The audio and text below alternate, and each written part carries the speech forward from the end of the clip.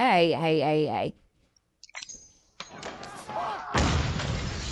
कहानी की शुरुआत 1940 जर्मनी के एक कैंप से होती है, जहां पर कैदियों से नकली ब्रिटिश पाउंड बनवाया जा रहा था। दरअसल ब्राजील सरकार इन नोटों को ब्रिटेन में तस्करी करने का योजना बना रही थी। इन भारी पैसों से बैंकिंग सिस्टम में बाढ़ आ जाती, जिससे अर्थव्यवस्था चरमराने की वजह से जर्मनी अपने आप ही युद्ध जीत जाती। इस ऑपरेशन की सारी जिम्मेदारी जॉन नाम के एक आदमी को दिया गया था। इसके बाद सीन शिफ्ट होता है इंग्लैंड में, जहाँ पर हमें बर्मिंघम स्मॉल आर्म फैक्ट्री को दिखाया जाता है। इस फैक्ट्री के अंदर महिलाओं से हथियार वगैरह बनवाया जा रहा था। आज के दिन एक महिला का जन्मदिन था। जैसे ही वो काम पर आती हैं, तो सभी महिलाएं मिल करके उसका जन्मदिन सेलिब्रेट करने लगती हैं। लेकिन तभी अचानक से इनके फैक्ट्री पर एक बम आकर के गिरता है, जो कि जर्मनी के द्वारा गिराया गया था। इस बम से पूरी जगह तबाह हो जाती है। सीन शिफ्ट होता है और हमें टॉमी नाम के एक आदमी को दिखाया जाता है। आज से लगभग 10 साल पहले वो पीकी ब्लाइंडर्स नाम की एक गैंग चलाया करता था। लेकिन उस गैंग को चलाने के दौरान उसके साथ बहुत सारे हादसे हुए, इसलिए वो सब कुछ छोड़ करके संन्यास ले लिया है। जोनी नाम का एक आदमी है जो टॉमी के लिए काम करता है। वो टॉमी को बताता है कि कल रात बर्मिंघम फैक्ट्री पर हमला हुआ। बमबारी के दौरान कुछ बंजारे हमारे इधर भाग करके आ गई हैं। उनमें से कोई औरत थी जो मुझे पहचान ली और वो मुझसे तुम्हारे बारे में पूछ रही थी। मैंने उन्हें बताया कि जिस शख्स के बारे में तुम पूछ रही हो वो शख्स आज से 10 साल पहले ही मर चुका है। टॉमी ये भी कहता है कि मैं नहीं चाहता कि कोई यहाँ पर आए। दरअसल टॉमी अपनी एक किताब पूरी कर रहा था जो उसकी जिंदगी से जुड़ी हुई थी। जब वो किताब लिख रहा था तब बार बार फोन बज रहा था, इसलिए वो जा करके वायर ही काट देता है। उसी समय वो अपने गार्डन में किसी लड़की को देखता है। वो कोई छोटी सी बच्ची थी और वो टॉमी को ही देख रही थी। इसके बाद जब वो बाहर जाता है तब उसे एक पेड़ के टहनी पर एक स्कार्फ मिलता है। दरअसल ये स्कार्फ उसकी बेटी रूबी का था, जो कई साल पहले मर चुके थे। वो उस स्कार्फ को ले जा करके अपने भाई ऑर्थर के कब्र पर रख देता है और वो अपने भाई से कहता है कि जो भी हुआ था वो अनजाने में नहीं हुआ था, वो कोई वहम नहीं था। उसी समय यहाँ पर जॉनी आ जाता है, जो टॉमी को बताता है कि तुम्हारी बहन तुमसे मिलने के लिए आई है। उसने कॉल भी किया था लेकिन तुमने कॉल को रिसीव नहीं किया। वो बहन को अंदर नहीं बुलाता है बल्कि उससे मिलने के लिए गेट पर जाता है। उसकी बहन का नाम था एडा। जब टॉमी उससे मिलता है तब वो उसे बताती है कि हालात बहुत बुरे हो रहे हैं। बर्मिंघम पर जो बम गिरा था उसके बारे में वो टॉमी को बताती है और ये भी बताती है कि कई सारे लोग मारे गए, कईयों का परिवार बर्बाद हो गया। उन्होंने तुम्हें याद किया है, वो चाहते हैं कि तुम वापस आओ। जिस पर टॉमी उससे कहता है कि मैं खुद अपनी लड़ाई लड़ रहा हूँ, तुम उनकी सांसद बन चुकी हो, इसलिए ये सब तुम्हें संभालना होगा। मैं तो पूरी तरह से उसी दिन खत्म हो गया जिस दिन मेरा भाई ऑर्थर मरा। मेरा भाई मेरे साथ नहीं है, इसलिए मैं वापस नहीं आऊंगा। इसके बाद सीन शिफ्ट होता है और हमें बर्मिंघम फैक्ट्री को दिखाया जाता है, जहाँ पर पुलिस वाले आ करके लोगों को बाहर निकाल रहे थे। लेकिन उसी समय यहाँ पर एक ट्रक आती है जिसके अंदर पीकी ब्लाइंडर्स के लोग थे।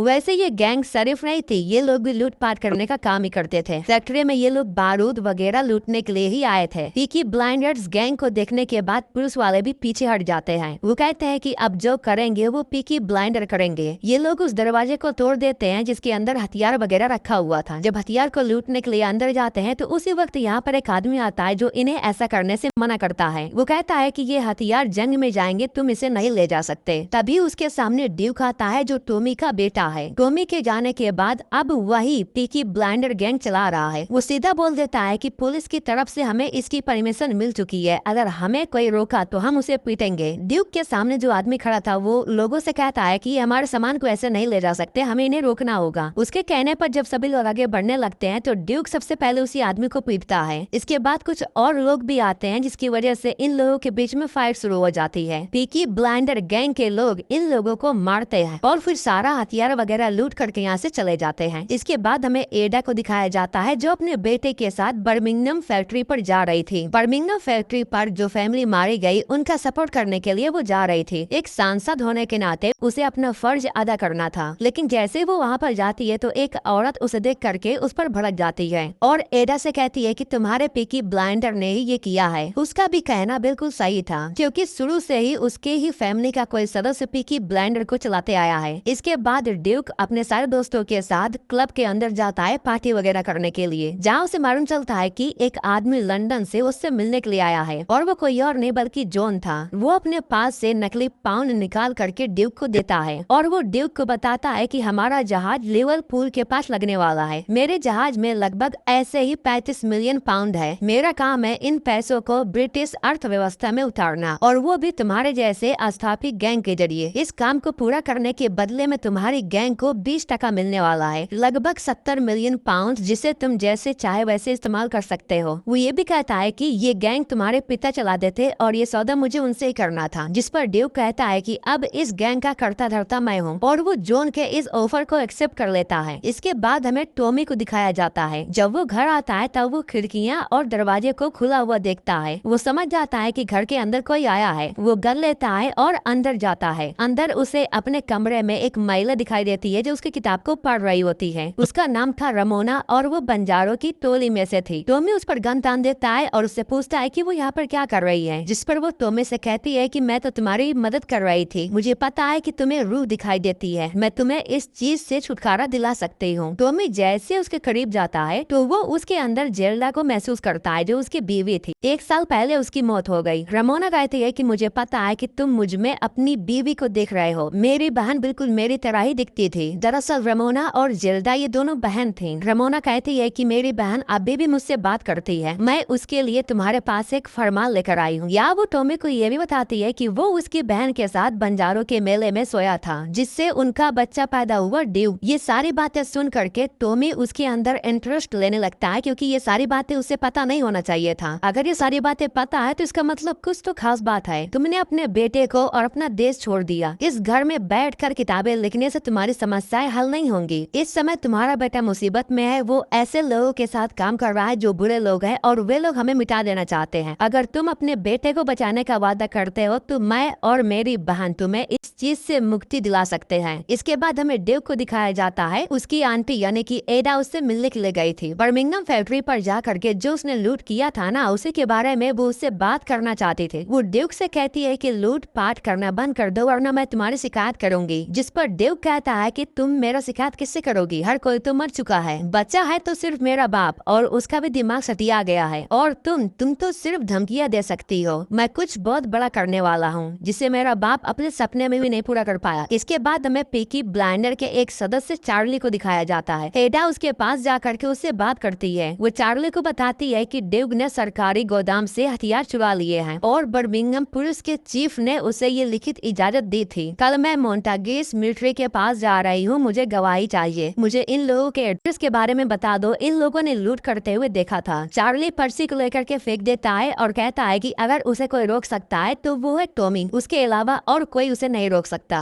तुम कुछ भी कर लो। इधर रमोना टॉमी से कहती है कि तुम्हें अपने बेटे की हेल्प करनी होगी, वो मुसीबत में है, और ये बात मैं नहीं कह रही हूँ बल्कि जेल्टा कह रही है। वो चाहती है कि तुम हमारे बेटे की हेल्प करो। टॉमी कहता है कि मैं उसकी हेल्प नहीं कर सकता क्योंकि अब मैं वो इंसान नहीं रहा। रमोना कहती है कि मैं तुम्हें वापस ला सकती हूँ, मैं तुम्हें वहाँ ले जा सकती हूँ जहाँ से सब कुछ शुरू हुआ था। एक बंजारन होने के नाते उसके पास कुछ जादू वगैरह था जिससे वो दृश्य दिखा सकती थी। वो टॉमी को वो दृश्य दिखाता है जब वो जेल्डा से मिला था। दोनों ने एक साथ पेड़ के नीचे वक्त बिताया था, जिसके बाद ड्यूक इस दुनिया में आया था। सीन शिफ्ट होता है और हमें एडा को दिखाया जाता है जो उन लोगों के पास जाती है जिनका घर बमबारी की वजह से उजड़ चुका था। वो उन सभी लोगों से कहती है कि ड्यूक ने सरकारी गोदाम लूटा है और तुम में से कुछ ऐसे भी लोग हैं जिन्होंने उसे गोदाम लूटते हुए देखा है। मैं चाहती हूँ कि तुम सांसद के तौर पर गवाही दो। अगले दिन सुबह में जब टॉमी की आँख खुलती है तब उसे मालूम चलता है कि रमोना यहाँ से जा चुकी है, लेकिन यहाँ पर उसकी बेटी का स्कार्फ पड़ा हुआ था जिसे वो अपने भाई के कब्र पर रख करके तैयार होने के लिए चला जाता है, क्योंकि उसने डिसाइड कर लिया था कि वो वापस जा करके अपने बेटे को बचाना चाहता था। जैसे वो अपनी कार निकालने वाला था तो उसी वक्त यहाँ पर जॉनी आ जाता है जो टॉमी को वहाँ जाने से मना करता है क्योंकि वो इस चीज के लिए तैयार नहीं था, और वैसे भी उसने बहुत सारे दुश्मन पाल रखे थे। टॉमी जिद करता है, इसलिए जॉनी उसे छोड़ता नहीं है बल्कि वो भी उसके साथ जाता है।